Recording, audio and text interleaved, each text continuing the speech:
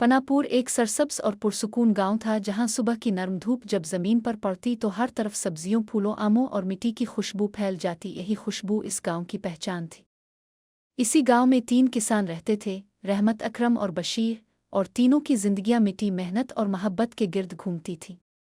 रहमत का खेत गांव भर में सबसे ज्यादा दिलकश था। इसकी जमीन पर कद्दू, लौकी, बैंगन, टमाटर, गोभी, पालक, गाजर, खीरे, धनिया, पुदीना, मिर्च, मेथी, मूली और जाने कितनी ही सब्जियां कतार दर कतार झूमती थीं जैसे हुआ के साथ नाच रही हो। सुबह के वक्त जब सूरज इसकी सब्जियों पर पड़ता तो सब्ज पत्तों की चमक आंखों को ठंडक देती थी। रहमत हमेशा अपने बेटे से कहता कि ज़मीन माँ है, जितना प्यार दोगी इतनी मोहब्बत लौटाएगी।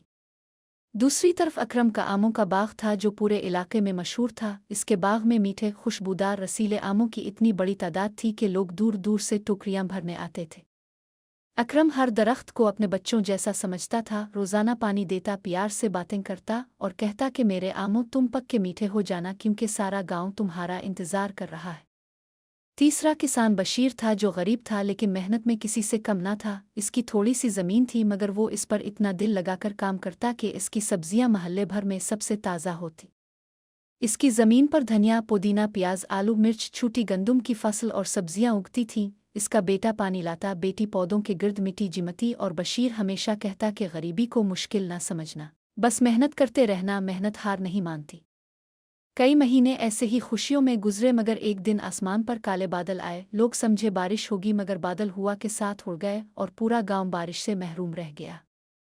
नदी सूख गई, तालाब खाली हो गया और खेत प्यासे होने लगे।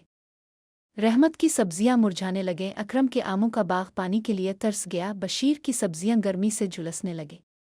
गांव वालों की आंखों में डर नजर आने लगा। बूढ़ा सरबरा कहने लगा कि अगर बारिश न आई तो हमारा गांव खत्म हो जाएगा।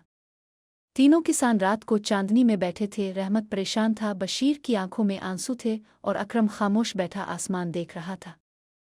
रहमत बोला कि अगर हम अपने खेत बचाने की फिक्र में रहे तो पूरा गांव तबाह हो जाएगा। अकरम ने आहिस्ता कहा कि मेरे कुनवे में अभी पानी है लेकिन वो मेरे बाग के लिए काफ़ी नहीं होगा, इसे गांव के लिए इस्तेमाल करना चाहिए। बशीर ने कहा कि मेरे पास दौलत नहीं लेकिन मेहनत है, मैं अपनी मेहनत गांव के नाम करता हूं। और यूं तीनों हाथ मिलाकर एक नई नहर खोदने का फैसला करते हैं। अगले दिन पूरा गांव इकट्ठा हो जाता है। औरतें पानी लाते, मर्द बेलचे चिल्लाते, बच्चे मिट्टी हटाते और रहमत सबको सब्जियों से बने खाने खिलाता। अकरम कुनवन से पानी निकालकर नहर के लिए देता और बशीर सबसे ज्यादा मेहनत करता, पांव घुस जाते मगर काम न छोड़ता। 14 दिन की मुसलसल मेहनत, धूप, थकन और उम्मीद के बाद नहर मुकम्मल होती है। पहली बार जब नहर का पानी खेतों में बहता है तो मिट्टी से एक खुशबूदार धुआं उठता है, जैसे जमीन आहिस्ता से शुक्र अदा कर रही हो। आहिस्ता आहिस्ता खेत फिर से हरे होने लगते, टमाटर दोबारा सुर्ख होने लगते, बैंगन चमकने लगते, धनिया खुशबू देने लगता। अकरम के आमों में फिर जान आ जाती और बशीर के खेत की सब्जियां दोबारा खिल उठती है। कुछ हफ्तों बाद गांव में इतनी फसल होती है कि हर घर खुशियों से भरा होता है। लोग जश्न मनाते हैं, ढोल बजते हैं, बच्चे आम खाते दौड़ रहे हैं, औरतें खाने बना रही हैं और तीनों किसान स्टेज पर खड़े हैं। गांव का सरबरा ऐलान करता है कि रहमत ने खाना दिया, अकरम ने पानी दिया और बशीर ने मेहनत दी, ये तीनों हमारे हीरो हैं। और तब पूरा गांव फूल बरसाता है।